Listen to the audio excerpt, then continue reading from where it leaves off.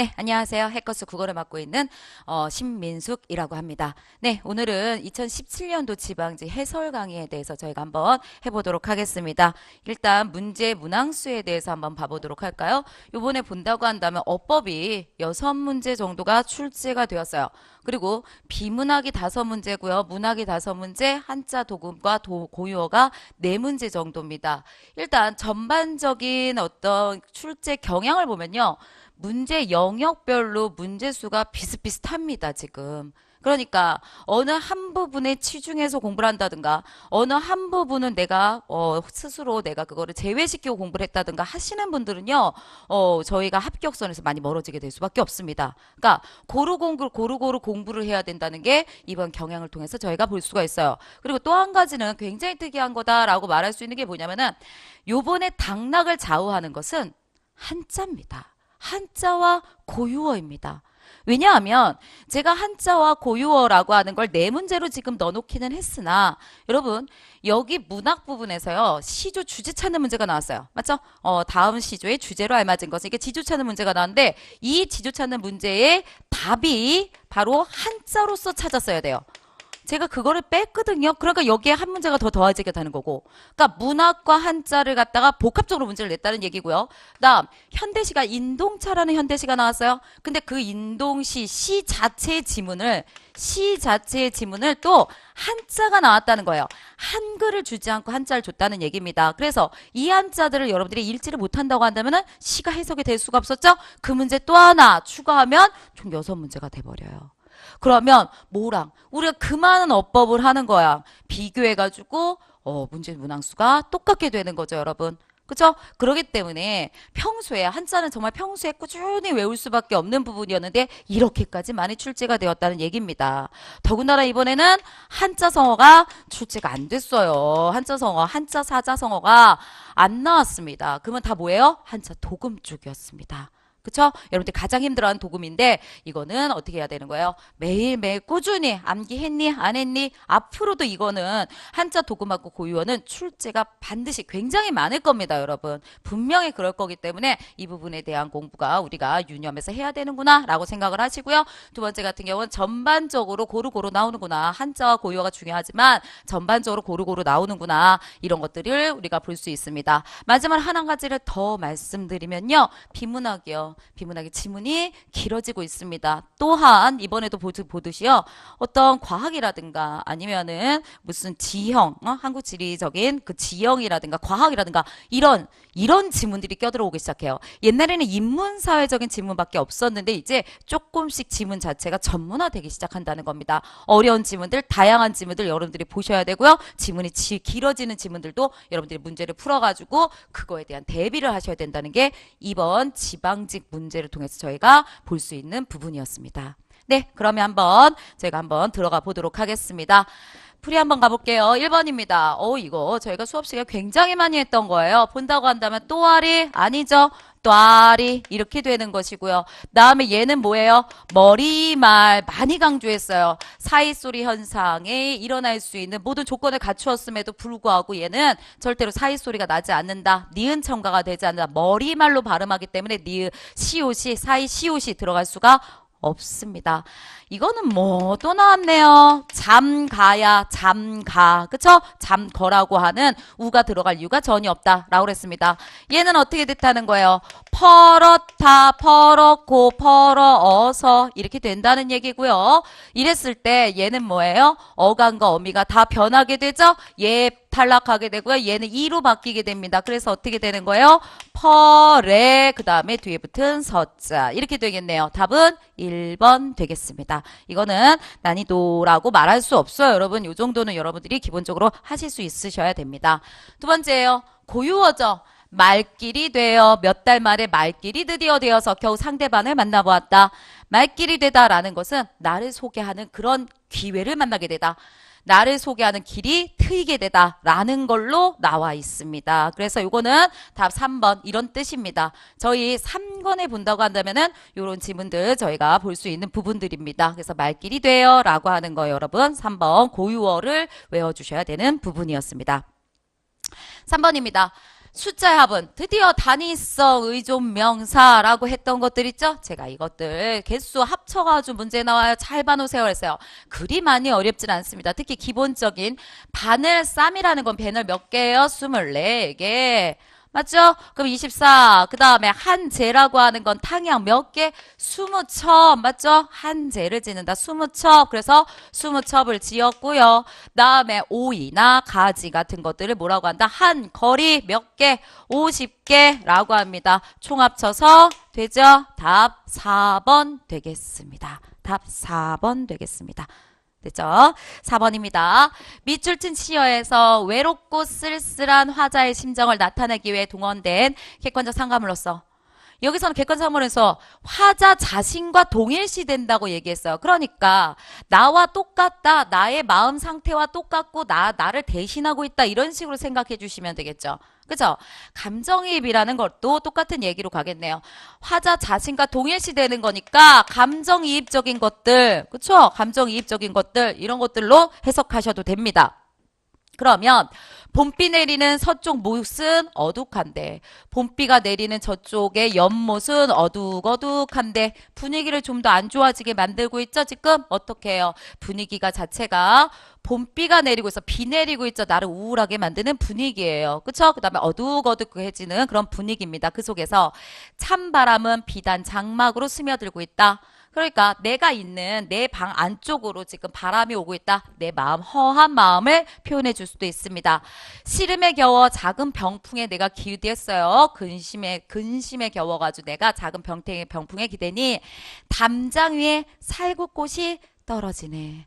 살구꽃이 떨어지고 있어요. 이 살구꽃이 떨어진다는 것은 나의 눈물이 떨어진다고 표현할 수도 있고요. 내 마음이 지금 너무 우울해가지고 내 마음이 떨어진다고 표현할 수도 있고요. 그쵸? 화자의 눈물이 떨어진다고 표현할 수도 있고요. 그쵸? 여러 가지요. 나를 대신해가지고 얼굴을 떨구고선 눈물 떨어뜨리는 거. 이런 걸로 생각할 수가 있습니다. 그래서 화자 자신과 동일시 된다라고 한다는 건 뭐예요? 얘기했죠.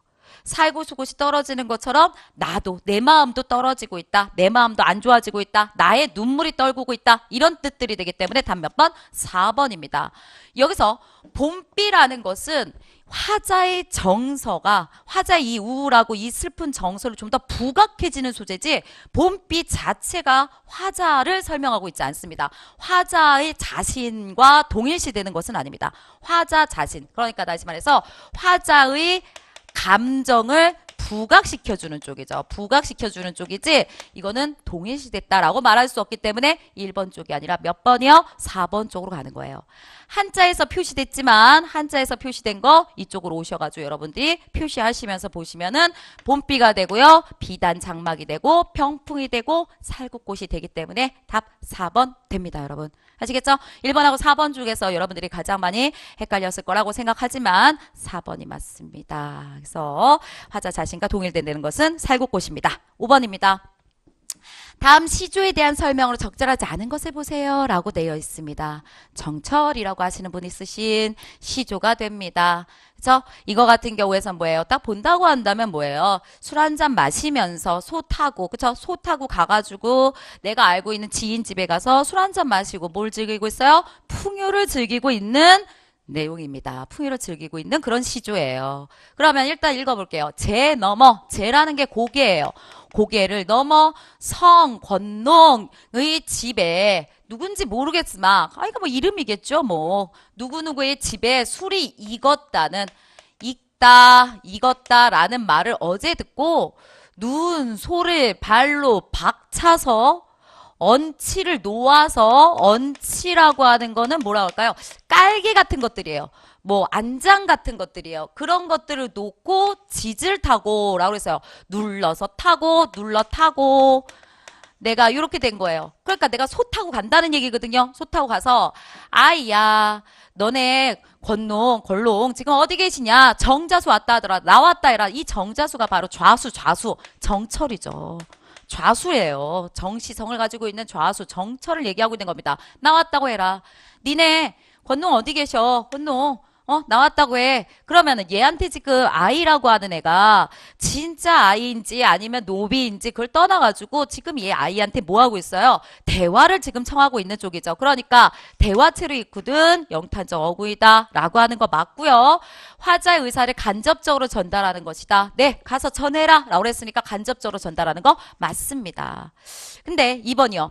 얹히노아라고 하는 것은 얹히 깔개를 놓는다, 안장을 놓는다. 이게 엄격한 격식이에요? 아니요. 안장이라고 표현했지만 여러분 깔개 아무거나 그냥 소 위에다가 그냥 곧바로 탈 수 없으니까 그냥 이렇게 깔 수 있는 아무거나를 놔두고서는 그걸 탔다라는 얘기가 되는 거예요. 격식을 갖춘 거는 아닙니다, 여러분. 편안한 복장으로 편안하게 옆집 가서 술 한잔 마시는데 무슨 격식을 갖춰요, 여러분. 그쵸? 그러니까 2번은 아니라는 얘기예요. 그리고 놓은 소를 서로 발로 박찼대요. 역동성, 생동감 확 차고선 가가지고 술 먹으러 가자. 야, 소 일어나. 이런 식이기 때문에 생동감이라고 우리가 표현할 수가 있습니다. 답 2번 됩니다. 6번 가겠습니다. 네, 바로 이 문제요. 이 문제가 많은 당락을 좌우할 수 있는 그런 문제가 될 것 같습니다. 일단 여기서 여러분 참 진짜 좀 힘들게 나왔어. 이게 혀설자가 있고요. 그 다음에 말씀설자가 있어요. 설화설, 말씀설 이렇게 되는데 이 설자가 있습니다. 그랬을 때 이 장광설이라고 하는 거는 지루한 장광설로 인해서 관중들이 하나 둘씩 뜨기 시작했다.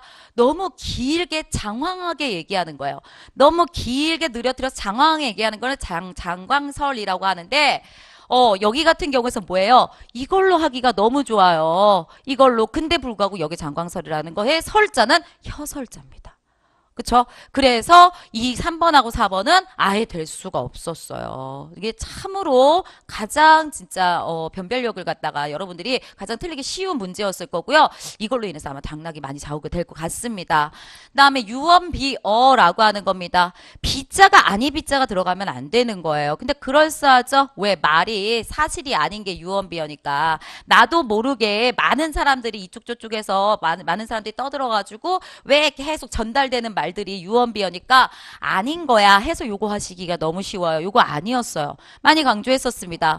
유언비어의 비자 같은 경우에는 바퀴비 혹은 날비라고도 합니다.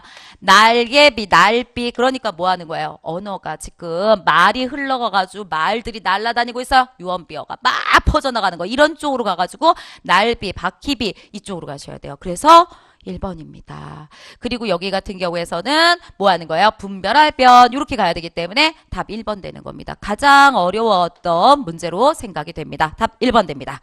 7번입니다. 제가 여기다가는 이렇게 가로들을 쳐놓고 여러분에게 가로들을 쳐놓고 써드렸지만 저희 시험 문제에서는 이게 안 나왔죠. 이게 안 나왔어요. 한글이. 그래서 어떻게 나왔어요? 노주인 장벽, 무시, 인동 다 여러분들이 읽었어야 돼요. 그쵸? 특히 여기 산 중에 책력도 없이 이런 것들 읽었어야 돼요. 책력이라는 게 뭔데요? 달력이라는 뜻이거든요. 이런 것들이 읽을 수가 있어야지만 그래도 이 문제가 조금 될 수가 있었어요. 더군다나 잠착하다 이런 뜻까지도 아시라는 얘기였어요.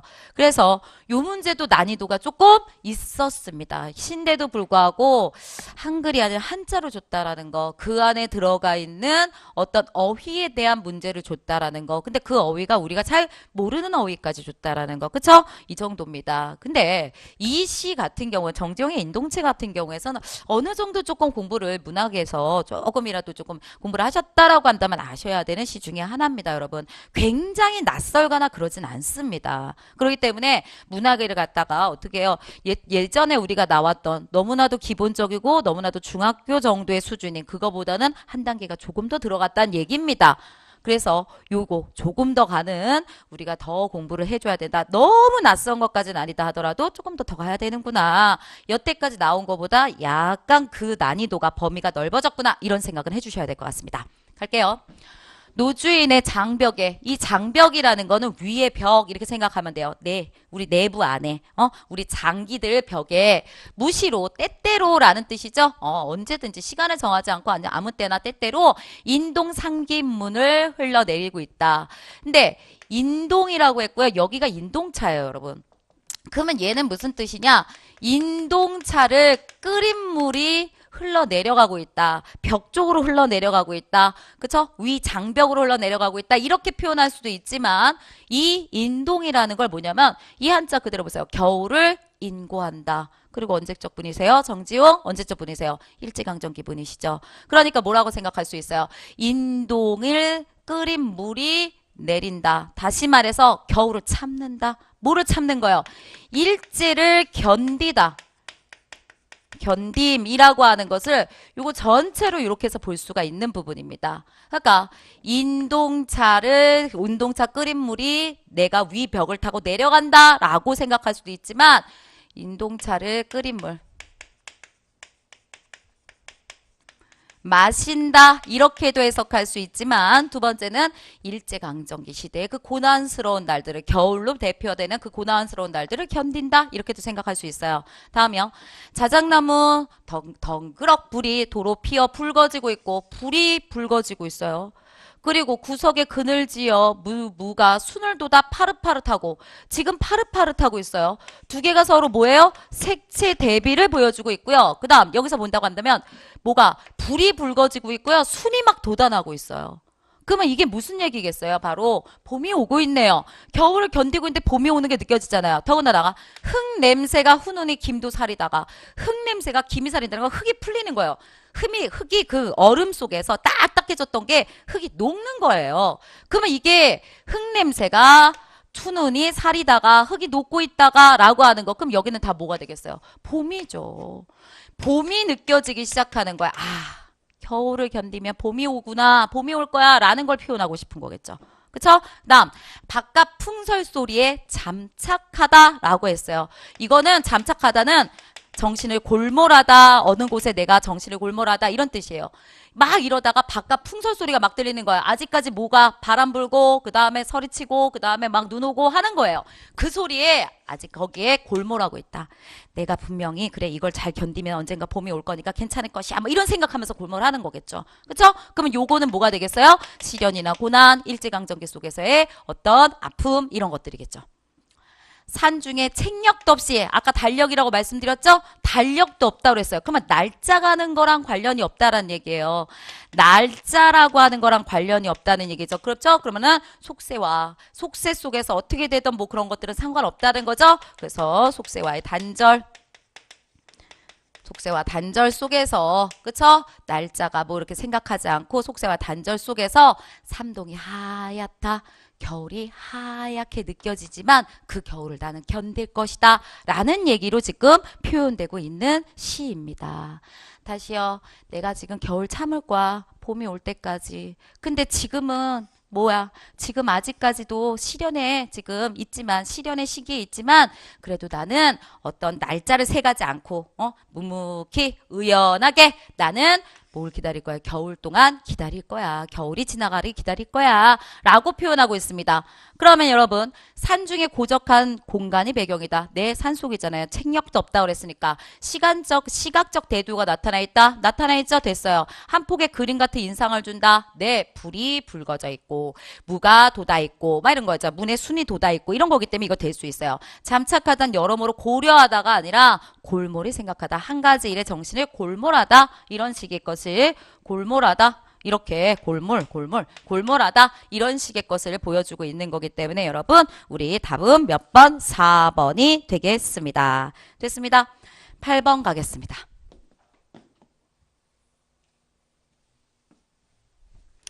주체 높임과 객체 높임과 상대 높임을 얘기한대요. 주체 높임이 쓰였으면 플러스, 안 쓰였으면 마이너스, 객체가 쓰였으면 플러스, 안 쓰였으면 마이너스.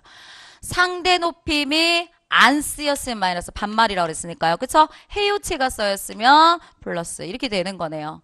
그러면 수키야 내가 선생님께 꽃다발을 드렸다 라고 그랬어요. 내가 여기서 주어죠. 내가 주어인데 주어를 높여야지 주체 높임이 있죠. 주어 높인 거 있어요? 없죠. 그러니까 주체 쪽에서 뭐가 돼야 돼요? 마이너스가 나와야 되겠죠. 얘가 될 수가 없다는 얘기들입니다. 됐죠? 그 다음에 선생님께 주어가 아닌 다른 부분 그쵸? 선생님께 라고 하는 거의 부사어나 목적어 부분 이런 부분들이 높임법, 높여줘야 될 대상이 있다고 한다면은 이거는 뭐가 돼요? 객체 높임이죠? 주어가 아닌 다른 부분을 높여줘야 될 높여줘야 한다고 한다면 그건 객체 높이법을 쓰였다. 이렇게 표현했죠. 그러니까 객체는 플러스가 되겠죠. 둘 다 플러스 되겠네요. 그죠? 그리고 난 다음에 여기 같은 경우에서는 선생님께 드렸다죠. 이건 뭐 때문에 쓰인 거예요? 선생님 때문에 쓰인 거죠. 선생님한테 드린 거지 선생님한테 줬다 이게 아니잖아요. 객체 때문에 쓰인 부분이죠. 그러면 드리다라고 하는 거 이렇게 된 거고요. 여기서의 마지막에 종결 어미는 다예요, 여러분. 내가 뭐뭇을 드리다, 내가 뭐뭇을 주다 이렇게 된 그냥 답니다. 드렸습니다, 드렸어요 이런 표현들이 없어요. 높이법 자체를 쓰지 않고 있습니다. 더군다나 수키야 이렇게 불렀잖아요. 높임법을 쓸 사람이 아니죠. 그렇기 때문에 뭐예요? 마이너스 쪽으로 가게 됩니다. 그래서 답은 몇 번? 4번 되겠습니다. 8번의 답 4번입니다. 네, 다음 9번 가겠습니다. 시에 대한 견해 중 다음 밑줄 친 칸트의 입장과 부합한다는 것은 일치하는 것은 이렇게 묻고 있어요. 그랬더니 여기 앞에서부터 봤더니 미적인 거라는 것은 내재적이고 그쵸? 선험적인 예술 작품의 특성을 밝히는 데서 더 나아가 삶의 풍부하고 생동적인 양상, 그다음에 가치 목표를 예술 형식으로 변화한 것이다. 미는 어떤 맥락으로 더 자율적이기도 하지만 타율적이다. 자율적이라는 것은 내 마음대로 내가 하는 거고 타율적인 건 남들에 의해서 혹은 아니면 남을 위해서 그쵸? 남이 꼭 들어가야 되는 부분이잖아요. 근데 미에 대한 자율적인 견해를 지니고 있는 게 칸트래요. 근데 요것만 딱 보면 안 돼요, 여러분. 칸트만 돼 있는데. 그렇지만 미를 도덕이나 목적론과 연관시킨 분들이 이분이래요. 그러면 이거 만이라고 들어가 있기 때문에 여러분 이 칸트의 미에 대한 자율적인 견해라는 건 뭐가 없다라는 얘기겠어요. 얘랑 반대된다는 얘기잖아요. 그냥 자율이 뭔지 우리는 잘 모른단 말이죠. 그랬을 때 얘랑 반대되는 자율이라는 뜻이잖아요. 그러면 얘가 어떻게 되는 거야? 도덕이나 목적이라고 하는 거. 그런 거 필요 없다는 거죠. 아름다움이라는 게 도덕성, 윤리성, 그 다음에 그 아름다움을 갖다가 추구하는 게 목적을 지니고 있다든가 그런 거 전혀 필요 없다는 거야. 그러면 우리가 시로 간다면 뭐예요? 시는 도덕을 위해서 필요하거나 아니면 목적을 가지기 위해서 필요하거나 그런 게 아니라는 거죠. 그게 칸트 사상이잖아요. 그러면 보세요. 2번 보세요. 시는 사회의 모순을 고발할 수 있고 개혁도 할 수 있다. 이거 목적의식 있는 거죠. 이거는 어느 쪽이라고요? 톨스토이나 마르크스 쪽이라고요. 그러니까 우리가 그거와 반대에 있는 칸트 입장은 아니라는 얘기죠. 그 다음에 시를 읽으면 시인과의 대화를 통해 정서적 성장을 이건 전혀 없어요. 이 내용 전체가 정서적인 성장하고 관련된 얘기가 아니기 때문에 이거는 내용 자체에 없습니다. 4번이요. 시를 감상하기 위해서는 당시의 시대 상황을 알았다. 당시의 시대 상황을 통해 가지고 시를 감상하고 뭐하고 하는 그런 것들 있죠. 그쵸? 이런 것들은 순수 쪽이 아니라 뭔가의 목적성을 띠고 있고 뭔가의 그러니까 도덕성이나 목적성을 띈 거랑 영향을 받고 있는 쪽입니다. 이것도 그쪽하고 연결된 거죠. 그쵸? 사회 현상을 알아가지고 사회 향황에 따라서 사회 상황에 따라가지고 이 시가 이렇게 쓰였구나 저렇게 쓰였구나 이렇게 보는 거잖아요. 지금 이게. 그러니까 뭐예요? 그거에 의한 목적이라든가 아니면 그거에 의한 어떤 판단이라든가 이런 걸 내리게 된다라는 얘기잖아요. 시를 시답게 보지 않는다는 얘기입니다. 그쵸? 그러기 때문에 요거 다 안 되는 거예요. 답은 몇 번? 1번입니다. 시는 정제된 시어와 운율을 통해서 감상해야 된다라고 나와 있어요. 이게 무슨 말이겠어요? 시는 내적인 의미만을 중시해야 된다라는 의미입니다. 목적이라든가 도덕하고는 관련 없는 쪽 바로 1번 되겠습니다. 맞죠? 그래서 답 1번 됩니다. 밑줄 친 말의 뜻에 옳지 않은 것을 갖다 얘기하세요 라고 그랬습니다. 여기서는 김유정의 만무방이에요.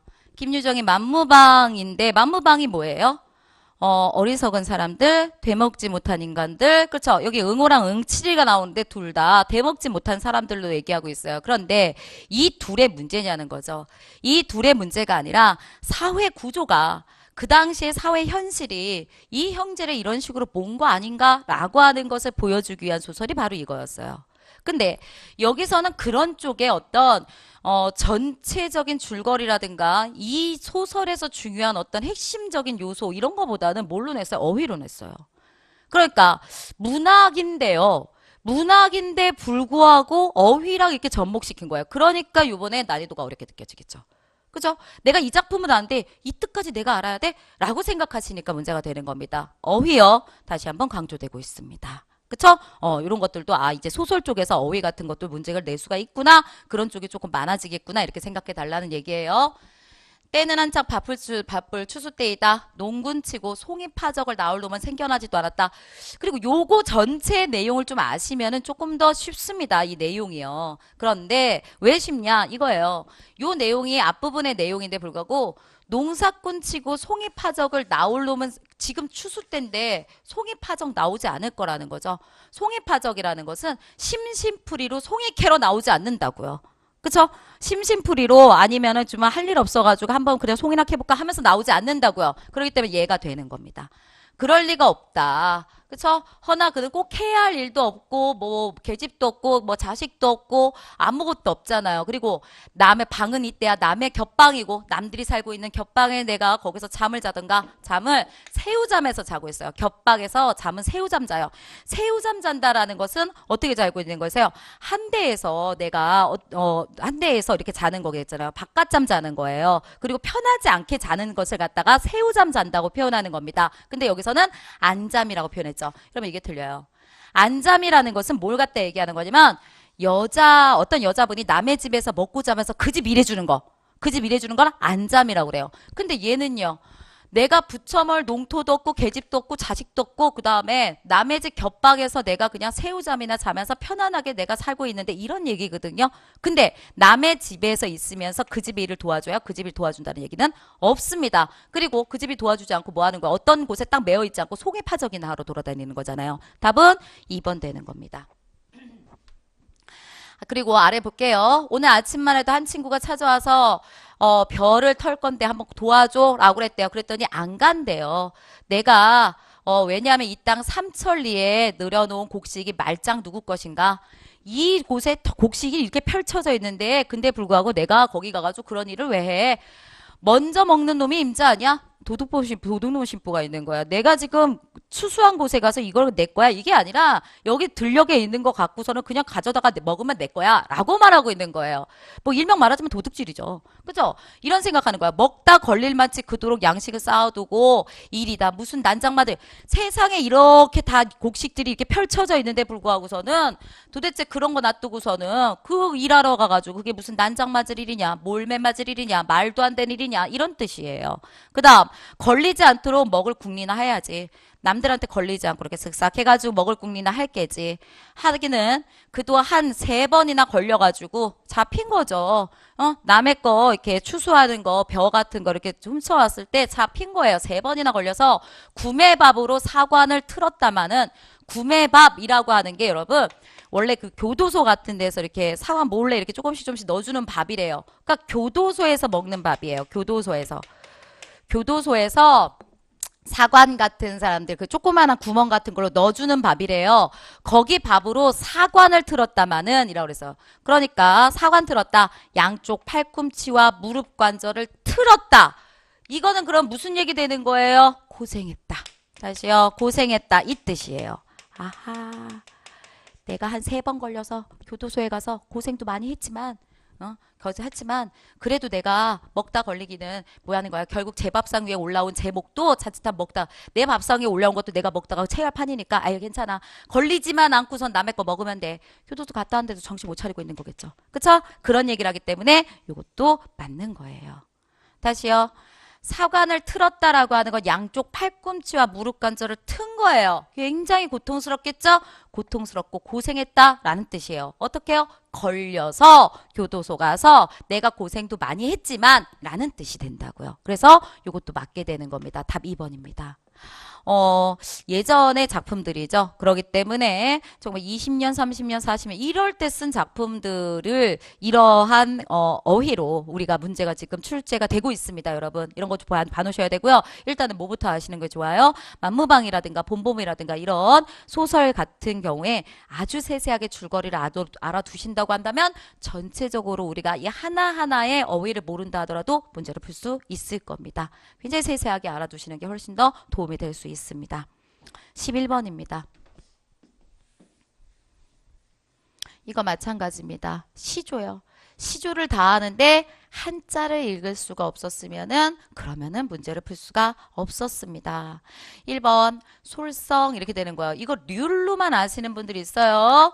비율률, 비율룰 이렇게만 아시는데 얘 같은 거는 솔도 되죠. 그죠? 그래서 얘 같은 거 률뿐만 아니라 솔자가 거느리소 솔자가 될 수가 있어요, 여러분. 그래서 뭐야? 솔성 됩니다, 이게.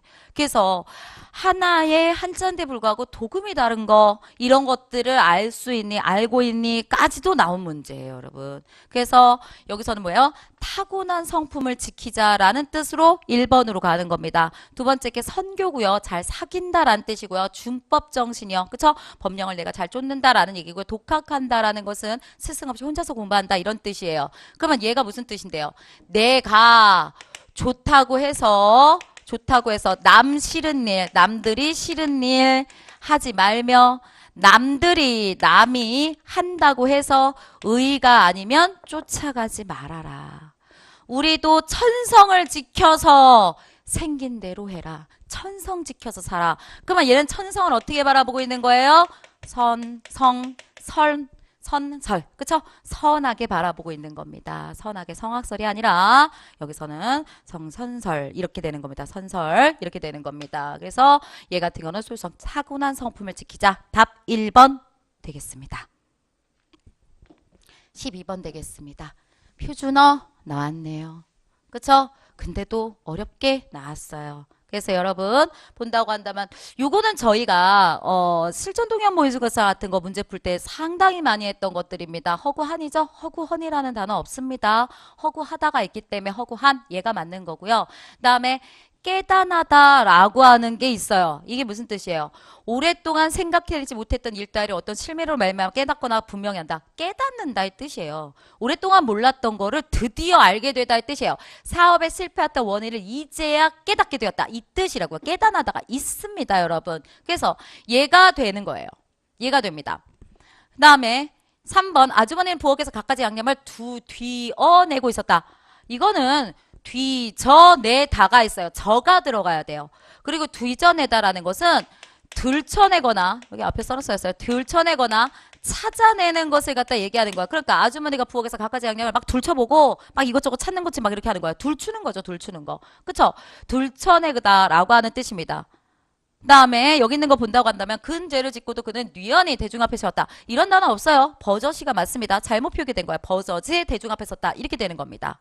이랬을 때 여러분 이 뒤어내다요. 이런 것들이요. 그쵸? 그 다음에 이런 것들이요. 이런 것들이요. 얘네들이요. 굉장히 요번에 무슨 문제가 나느냐. 어휘가 되게 많이 나왔고요. 표준어 같은 것도 여러분 우리가 잘 보지 않았던 거 그런 것들이 많이 나왔어요. 그런데 이거를 사전을 찾잖아요. 우리가 많이 알고 있는 그런 인터넷에 있는 사전이라든가 아니면 표준국어 대사전이라든가 이런 걸 찾았을 때요. 그 안에 아래에 있는 예문으로서 얘가 그대로 나와 있어요. 예문으로서 정말 그대로 이건 진짜 그대로 나와 있어요. 그리고 요번 시험 문제 중에서도 굉장히 그대로 예문이 똑같이 나온 게 굉장히 많아요. 그러니까 여러분 사전 찾는 연습을 하셔야 돼요. 내가 표준어를 갖다 외웠어요. 근데 불구하고 찾아가지고 아래는 예문들을 봐놓으시라는 거예요. 그 예문이 그대로 나오는 경우가 지금 많습니다. 국가직도 그랬고요. 지방직도 그렇고요. 그 예문들을 살짝 바꿔요. 근데 얘는 거의 바꾸지도 않았어요. 아주머니는 부엌에서 양념을 뒤져내고 있었다. 이렇게 돼야 되는데 이 갖가지 갑자기 들어가니까 온갖 들어가든가 요런 정도만 바꾼단 말이죠. 사전 찾는 연습 하셔가지고 예문 확인들 하시는 거 중요할 것 같습니다. 답은 2번 됩니다. 13번입니다. 다음 말에 한자 표기가 옳지 않은 것을 갖다 얘기해 주세요 라고 했습니다. 1조입니다. 이 1조라고 하는 거요. 해가 비치다 이런 뜻으로서는 얘가 맞습니다. 근데 자기의 명리만을 위하여 그 동지와 지지자와 추종자를 1조에 함정에 빠뜨리고라 했어요. 1조. 여기서의 1조라고 하는 것은 무슨 뜻이 되는 거냐? 하루아침에 함정에 빠뜨리고 그럼 하루아침에 나와야죠. 빛이 조자가 나오면 안 되죠. 그쵸? 그래서 어떻게 된다는 거예요? 아침조. 이렇게 돼가지고 어떻게 되는 거예요? 1조 이렇게 써주셔야 돼요. 그래서 어느 날 아침이라고 쓰는 게 이렇게 돼야 되기 때문에 답은 4번 되는 겁니다. 나머지는 다 맞습니다. 그쵸? 그래서 확집 자기의 의견을 고집하여 양보하지 아니하는 거. 다음에 위의 외경할 만한 몸가짐, 예법에 알맞은 몸가짐. 그 다음 강도, 강렬한 정도 이런 겁니다. 강도 이런 거 아닙니다. 이게 막 그 뭐죠, 뭐 가질러 와가지고 막 사람 위협하는 거 이런 거 말고 강렬한 정도, 그쵸? 이런 것들을 얘기하고 있습니다. 답 4번입니다. 14번 시작하도록 하겠습니다. 이 14번 문제가요, 조금 여러분들이 힘들게 느껴질 수도 있는 부분들이었습니다. 일단은요, 가장 쉬운 거부터 한번 가볼게요. 미음 부분입니다. 없다죠? 없다라는 건 있다와 다르게 여러분, 뭐밖에 없어요? 형용사밖에 없어요. 그래서 얘는 형용사입니다. 있다는 동사가 될 때도 있고 형용사가 될 때도 있어요. 뜻에 따라서 그 자리의 의미에 따라 다릅니다. 그렇지만 없다는 다 형용사가 됩니다. 그죠? 그 다음에 나머지들을 남겨놓고선 저희가 가시는 게 맞습니다. 이랬을 때 제가 예전에 이런 얘기 했었습니다. 동사라는 것은 많은 경우 능구나 붙으면 된다. 그 다음에 형용사라고 하는 것은 뭐가 붙어요? 다자 빼고 구나가 붙으면 된다. 라고 말씀을 드렸었습니다. 맞죠? 이렇게 되는 거예요. 그래서 동사는구나, 형용사구나 5글자 맞춰가지고 가시라고 그랬고요. 이거에서 조금 안 된다라고 한다면 얘는 뭐예요? 니은다나 는다가 들어가는 형태다. 얘는 니은다, 는다가 들어갈 수가 없다. 얘는 들어가요. 얘는 못 들어가요. 이렇게 보셔야 돼요. 그런데 중요한 게 한 가지가 있습니다. 뭐가 중요하냐? 이거는 기본 원칙상 이렇게 되면 동사, 형용사를 구분할 수 있어 라고 말씀드린 거예요. 이렇게 되면 동사, 형용사를 구분할 수 있어. 왜요? 우리가 동사라고 하는 것은 약간의 과정이나 동작 같은 게 들어가야 되고요. 과정이나 이런 것들이. 그 다음에 형용사 같은 경우에서는 어떤 그런 상태에 대한 이야기를 해야 되는데 이게 동작인지 이게 상태인지가 우리가 구분하기가 조금 힘들 때가 있고 애매할 때가 있으니까 이런 방법을 써서 하면 훨씬 더 쉬워요. 라고 말씀을 드린 거지 무조건 이거예요. 라는 게 아닙니다. 그러기 때문에 힘든 거죠, 여러분. 그쵸? 그렇기 때문에 잘 보셔야 된다는 얘기 드립니다. 바로 이 부분에서의 문제가 바로 그런 것들이 있었어요. 그러면 일단적으로 한번 가보도록 할게요. 어떻게 이게 지금 무슨 말이냐? 일단은요. 이게 충만하다가 나오는 거죠, 여러분? 그래서 충만하다 여기에서 만들어진 거기 때문에 여러분 다자를 빼요. 다자를 빼고 생각해 보세요. 충만하구나죠, 구나. 맞죠? 그렇기 때문에 구나가 들어가잖아요. 아무렇지도 않잖아요. 충만하는구나. 충만하구나. 뭐예요? 구나가 훨씬 더 잘 들어가니까 아, 형용사 됐어요. 이렇게 가시고요. 그 다음 이거 디귿 가는 겁니다. 설레다가 맞습니다. 그러면 설레다, 설레고 설레다에서 우리가 한번 해보는 거죠. 다자 빼고 집어넣어 보시는 거예요. 그랬더니 설레는구나, 설레구나, 설레는구나가 맞아요. 설레는구나가 맞습니다. 근데 선생님 저는요 구나도 되는 것 같아요. 그러면 어떻게 한다고요? 얘네를 집어넣어 보시라고요. 근데 여기 모음으로 끝났으니까 얘를 어떻게 보시면 되는 거예요? 설레 모음으로 끝난 거 니은다 집어넣으면 되죠? 설렌다 되잖아요. 되죠? 그러니까 얘는 뭐예요? 설렌다 이쪽이 되잖아요. 얘는 뭐예요? 동사예요. 그렇죠? 두 가지 방법을 다 써보시면 돼요. 그 다음에 여기입니다. 찍다예요. 찍다. 친구들과 사진을 찍다. 이렇게 됐을 때 다자 뺍니다. 다자 빼고 보세요. 사진을 찍는구나. 찍구나가 아니라 아, 너 사진을 찍는구나. 이렇게 얘기하지 사진을 찍구나가 아닙니다. 그쵸? 그렇기 때문에 얘는 능구나가 붙어야죠. 구나가 아니라 능구나가 붙습니다. 능구나가 붙어요. 그래서 얘는 동사가 됩니다. 왜요? 만약에 이게 능구나가 있는지 아닌지 모르겠어요. 라고 한다면은 얘 뭐예요? 찍는다. 이 말이 존재하잖아요. 내가 사진을 찍는다. 는다가 지금 들어갈 수 있는 자리죠, 여러분? 그쵸? 아니 들어갈 수 없는 자리라는 건 무슨 얘기냐면 여러분 예쁘다 같은 것들 보세요. 그러면 니은다 집어넣을까요? 예쁜다 못 들어가요. 그 다음에 예쁘는다 이런 말도 없어요. 그렇기 때문에 니은다라든가 는다 이런 거에 들어갔을 때 말이 되지 않죠? 얘는 뭐라고요? 형용사라고요. 근데 얘는 뭐예요? 찍는다잖아요. 는자 들어갔더니 말이 되죠. 사진 찍는다 말하잖아요. 그러니까 뭐예요? 동사 이렇게 가져갑니다. 그쵸?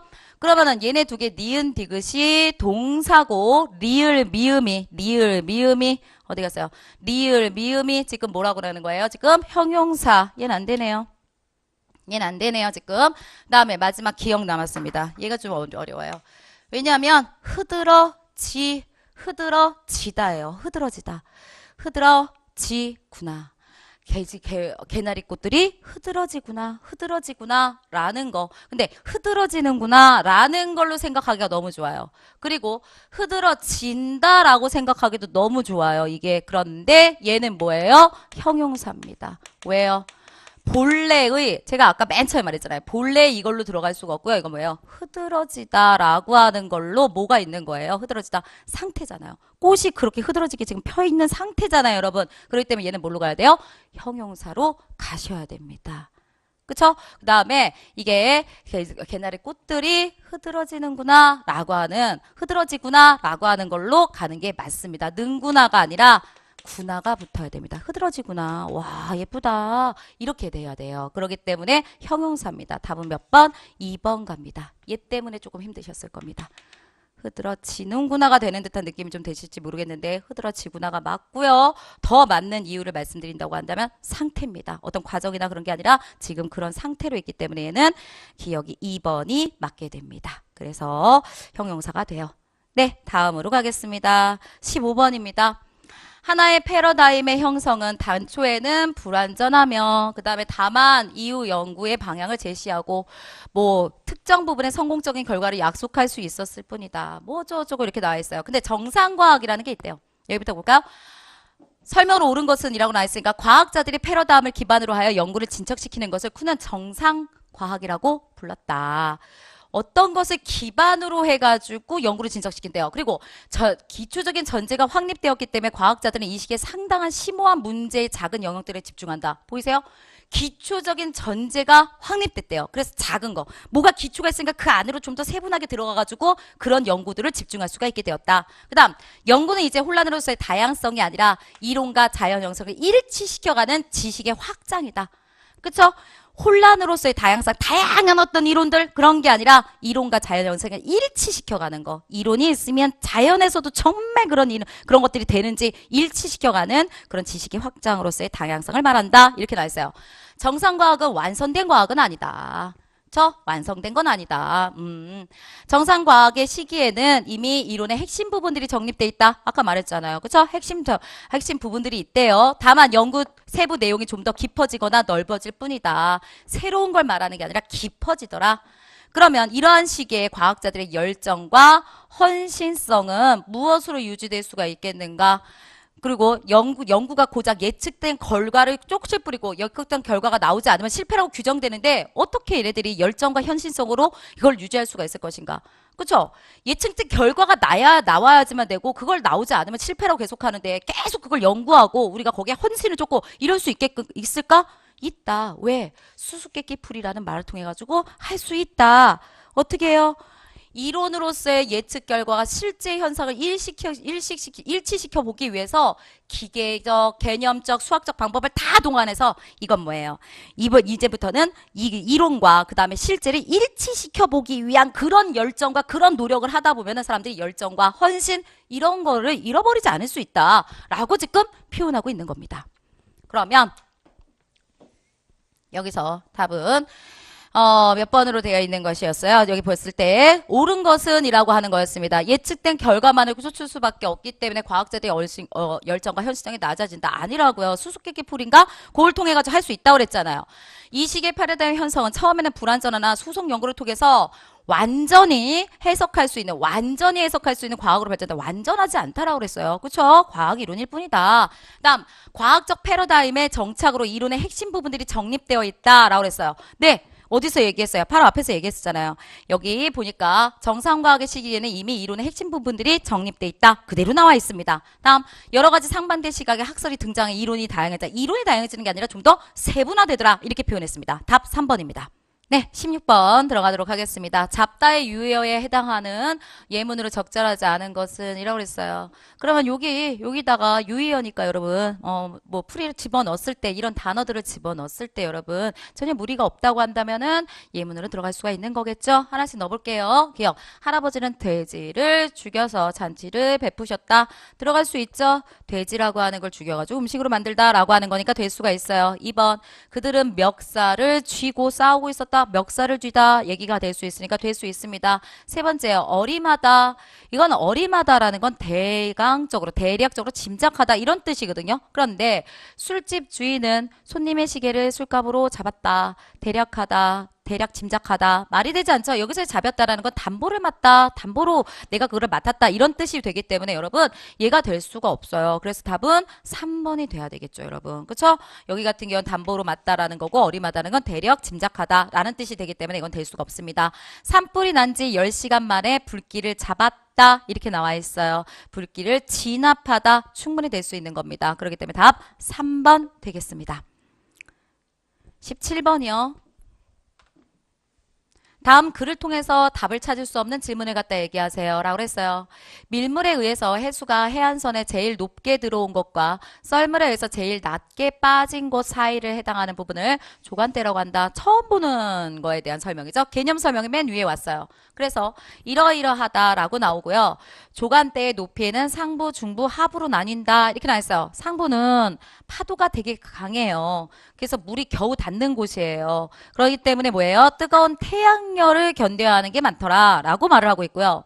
중부는 만조 때에는 물이 잠기지만 간조 때에는 공기 중에 노출된다. 그래서 물이 빠져 공기 중에 노출되었다 하더라도 파도에 의해서 어느 정도의 수분을 공급될 수가 있다. 이런 곳이네요. 그러니까 물에도 견디고 그다음에 공기 중에 노출되는 것도 견디고 그렇죠? 어느 정도의 수분은 조금 있기 때문에 그래도 그런 것들 다 견딜 수 있는 거. 그러니까 양쪽을 다 견딜 수 있어야 되는 게 중부. 그다음에 가장 아래에 위치하는 하부는 간조사를 대외하고는 거의 다 물에 잠겨 있다라고 얘기했어요. 그렇죠? 그래서 땅 위의 환경을 가장 적게 박는다라는 것을 가지고 있다. 근데 물 안에서의 그런 것들을 좀 견딜 수가 있어야 되겠네요. 그래서 그런 것들을 얘기하고 있어요.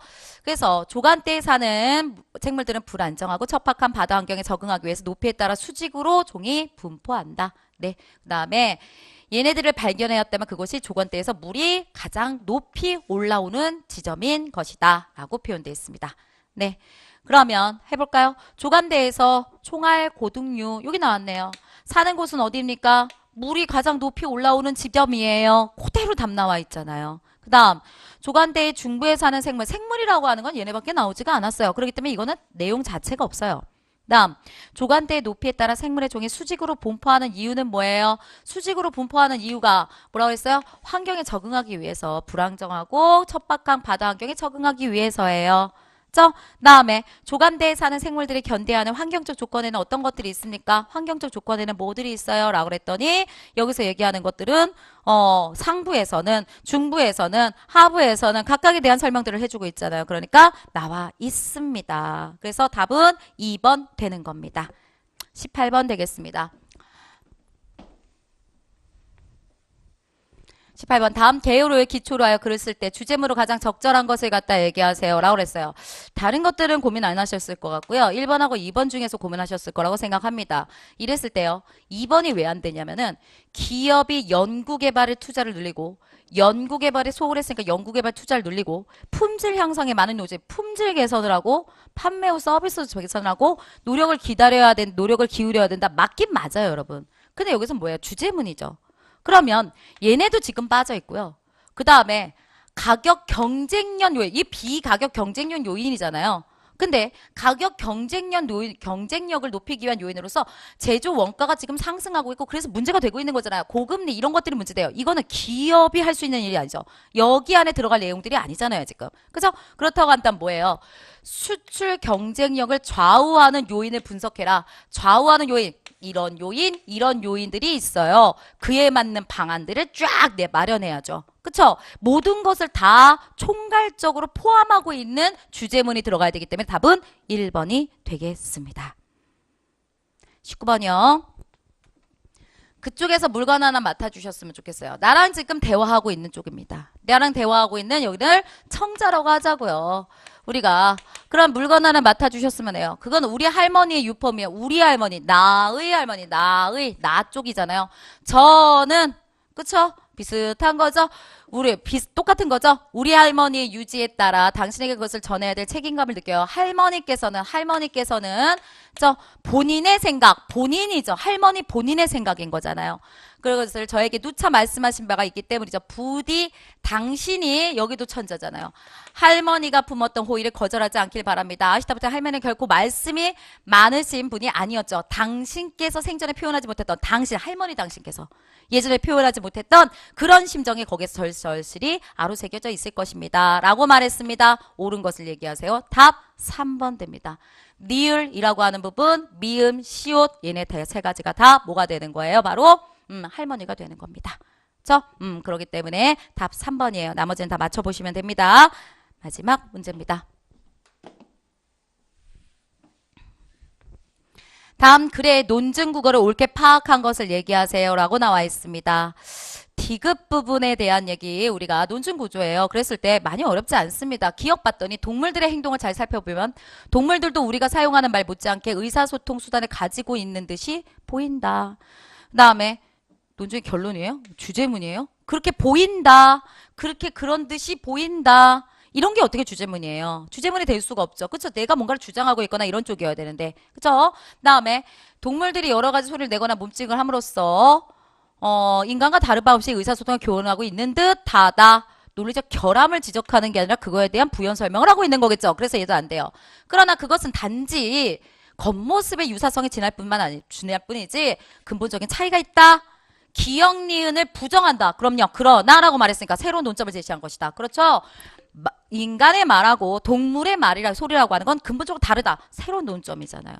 같아 보이지만 새로워. 달라. 그죠? 그 다음에 동물이 사용하는 것은 이러이러이러 것을 갖다 얘기하지만 두려움이나 분노 같은 본능적인 감정들 표현하기 위한 거에 지나지 않는다. 동물들은 이렇다. 따라서 동물이 내는 소리가 때때로 인간 의사소통 수단으로 이용된다고 해서 그것을 대화나 토론, 회의 같은 언어 활동을 생각할 수가 없다. 근거예요? 미음이 근거예요? 따라서죠? 근거가 아니라 결론이죠. 이해 달 수 없습니다. 답은 3번 되겠습니다. 네, 20번에 3번이었습니다. 여기까지 우리가 오늘 시험 본 거에 대한 해설 여기서 마치도록 하겠습니다. 해설이었습니다. 감사합니다.